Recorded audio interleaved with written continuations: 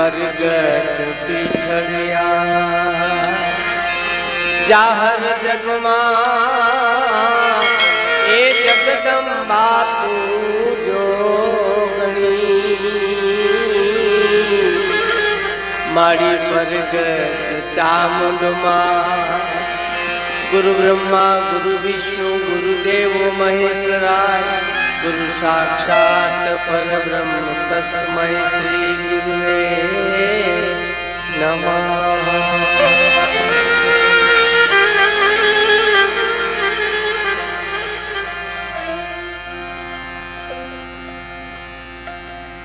ગુજરાતની આ ગરવીલી ધરતી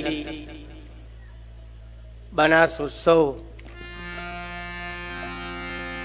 ગુજરાત સાહિત્ય અકાદમી ગુજરાત સરકાર તરફથી આ આયોજન એના માનનીય અધ્યક્ષ ભાગ્યેશભાઈ જા બહુ સારા કવિ મારા પરમ મિત્ર અને જયેન્દ્રસિંહ જાદવ એ મહાપાત્ર આ છે। આપ સૌ આ કાર્યક્રમ માણવા માટે આવ્યા છો।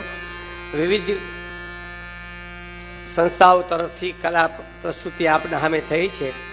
આ લોક સાહિત્યની વાતો લોક સાહિત્ય ઝવેરચંદ મેઘાણીને કોઈએ પૂછેલું લોક સાહિત્ય એટલે શું તો કે અભણ બોલે ને ભણેલા સાંભળે હે કે અભણ બોલે અને ભણેલા સાંભળે એનું નામ લોક સાહિત્ય। તો કે ઈથી આગળ વાત કરી તો કે ગામડું બોલે નગર સાંભળે એનું નામ લોક સાહિત્ય। કારણ કે ગુજરાત અકાદમી નું આ આયોજન ભાગ્યેશભાઈ પણ બહુ સારા કવિ બીજા કવિઓ પણ અમારે અહીં આવ્યા છે રાજકોટથી અમારા મિત્રો બધા અને બધા સતત પ્રોગ્રામ ચાલે છે આપના સામે।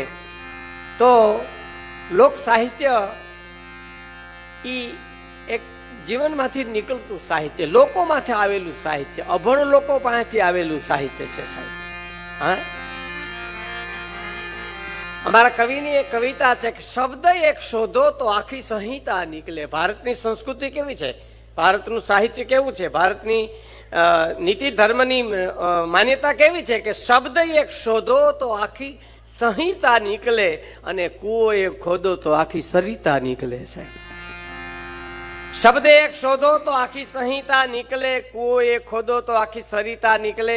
જુદી તાસીર છે ભારતની ધરતીની કે મહાભારત વાવો અને ગીતા નીકળે છે। જુદી તાસીર છે ભારતની ધરતીની કે મહાભારત વાવો અને ગીતા નીકળે। અને હવે સાંભળજો હજી ક્યાંક દબકે છે લક્ષ્મણની રેખાઓ જ્યાંથી રાવણો બીતા બીતા નીકળે છે। હજી ક્યાંક દબકે છે લક્ષ્મણની રેખાઓ જ્યાંથી રાવણો બીતા બીતા નીકળે।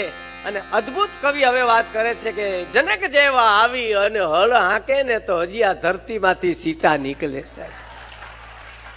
આપણો દેશ અદ્ભુત છે ભારત દેશ એમાંય ગુજરાત એમાંય બનાસકાંઠો આ બધો આ બધું આ સાહિત્યનું બધું કર્યું છે અદ્ભુત છે। મારી તો હવે ઉંમર થઈ ગઈ છે પણ આ સાહિત્ય અકાદમી જાદવ સાહેબની યારે મારા બહાર સારા સંબંધો એટલે હું આવું ઉંમરનો એક મોટો કોઈ રોગ હોય ને તો ભૂલી જવું એ ભૂલી જવું દીકરાના નામ મિત્રના નામ હગાના નામ તે સમજેલું ગઢ પણ આવી ગયું એમ। હા અમારે એક ભાઈ ભોજા બાપા હતા ને સવારમાં ઉઠ્યા પોતાનું નામ ભૂલી ગયા બોલો। અરે કે હવે મને કોઈક પૂછે કે તમારું નામ શું તમારે શું કેવું એમ એટલે પરસેવો વળી ગયો જીવ મૂંઝાવા માંડ્યો। પછી એમ થઈ ગયું હવે જીવાય નહીં આપણા નામ ભૂલી ગયા પછી જીવાય વાયમાં પડીને મરી જાઉં। એટલે વાયમાં પડવા જતા હતા ગામના પાદરમાં એક મજૂર નામનો માણસ મળ્યો ભોજા બાપા અટાણમાં ક્યાં નીકળ્યા કે ધન છે ધના તે મારું નામ યાદ કરી દીધું। નકર હું તો વાયમાં પડવા જતો હતો એટલે ઉંમરનો રોગ છે પણ અમુક મોતને વળગે એટલે તાવ આવે સાહેબ। તમે બધું મૂકી દો તો અમુક સંબંધો આવીને ઉભા રહીએ એટલે આવવું પડે। લોક સાહિત્ય એ તો ઝવેરચંદ મેઘાણીની લોક સાહિત્યની ખેવના કેવી હતી જે સાહિત્ય અકાદમી ગુજરાત સાહિત્ય અકાદમી કરી રહ્યું છે કે મેઘાણીભાઈને કોઈ કહેતું કે ગામડામાં એક બાપા બોલે છે તો ત્યાં જઈને એને મળે સાહિત્યની એટલે એ ખોજ કરવી ભ્રમણ કરવું એ બહુ મોટી વાત છે.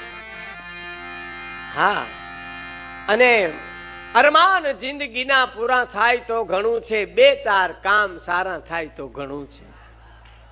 અરમાન જિંદગીના પૂરા થાય તો ઘણું છે, બે ચાર કામ સારા થાય તો ઘણું છે. મુશ્કેલ જિંદગાની એની તો મજા છે, પણ જીગરથી જામ એનો જીરવાય તો ઘણું છે. તમે પાલનપુરથી બસમાં ચડો ને તમને જગ્યા ન મળે ને તમારે અમદાવાદ જવું છે, અને પેલું સ્ટેશન આવે ને જગ્યા ન મળે ને ઉભા રહ્યો, ત્રીજું સ્ટેશન આવે અને જગ્યા મળે ને જે બેહવાની મજા આવે ને રિઝર્વેશનમાં ન આવે સાહેબ.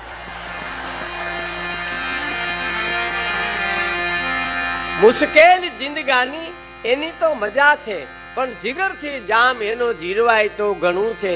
બધું નથી કવિ કે અબળખો બાકી હવે જીવનમાં, પણ ઇજ્જતનું કફન ઓઢીને મરાય તો ઘણું છે સાહેબ. માણસ કેટલા વર્ષ જીવો એ મહત્વનું નથી, માણસ કેવું જીવો એ મહત્વનું છે સાહેબ. માણસ કેટલું વાંચે છે એ મહત્વનું નથી, માણસ કેટલું સમજાય છે ને એ મહત્વનું છે.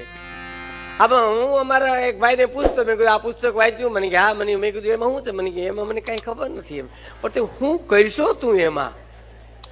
વાંચો છો એ મહત્વનું નથી, કેટલું સમજાય છે એ મહત્વનું છે સાહેબ.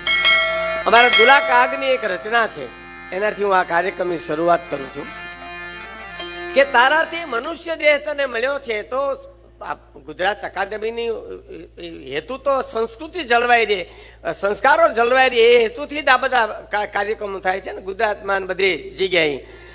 તો માણસને દુલા કાગની કવિતા છે કે તારાથી કાંઈ ન થાય તો એક કામ કરજે. શું?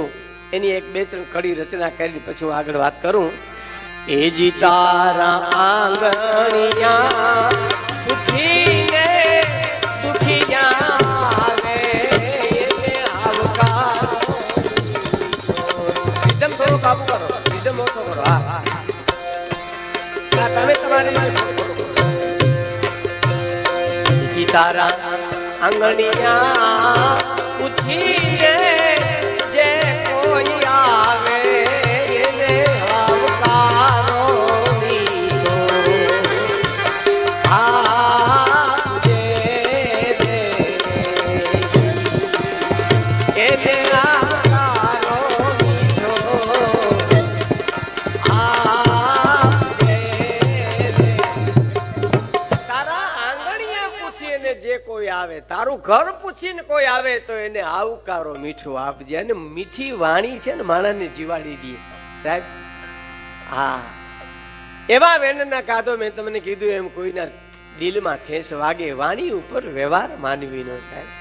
હા, એક ભાઈને ઘેર એક ભાઈ આવ્યા અને કીધું બેહો મિત્ર, એનો મિત્ર હતો કે કાંઈ કામે, તો કે એ થોડુંક કામ છે કે બોલો, કે મારી દીકરીના લગ્ન કરવા છે. એટલું જ બોલ્યો એ માણસ, પણ મિત્રો સમજી ગયો તરત જ. એને અમુક સમજણા માણસોને ખુલાસા ન કરવા પડે સાહેબ, એ તો ઈશારામાં સમજી જાય. એટલે એની પત્નીને કીધું કે જાઓ અંદર, અને વ્યવસ્થા કાંઈ પૈસાની કરીને કીધું કે લે ભાઈ તારી દીકરીના લગ્ન લાડે કોડે કરજે, અને હજી ઘટે તો મને અડધી રાતે ઉઠાડજે, પણ તારી દીકરીને ઓછું ન આવે એવો પ્રસંગ કરજે તું. એટલે આપ્યા પૈસાની, માણસ વયો ગયો. પછી જેને રૂપિયા આપ્યા એ રોવા માંડ્યો, એની આંખમાંથી દડ દડ આંસુ મીંડા પડવા. એટલે એની પત્નીએ પૂછ્યું કેમ રોવા મીંડા? તો નહોતા દેવા પૈસા ને, હવે નો દેવા આવે તો કાંઈ નહીં, આપણી પાસે તો ભગવાને ઘણા આપ્યા છે. તો કે એનું રોવું નથી, કે તો હું એનો મિત્ર હોવા છતાં ને સમજી થઈ ગયો નહીં, એને માગવા આવવું પડ્યું. અહીં છે મારે જે ત્યાં જઈને કેવું જોઈએ એને બદલે અહીંયા આવવું પડ્યું ને, એનું મને રુદન છે, એનું રો. આ દેશ આંસુનો દેશ છે, આ હૃદયનો દેશ છે સાહેબ, લાગણીનો દેશ છે. આવકારો મીઠો આપજે, બસ બીજું કાંઈ કરવાની જરૂર નથી. અને પછી શું કીધું?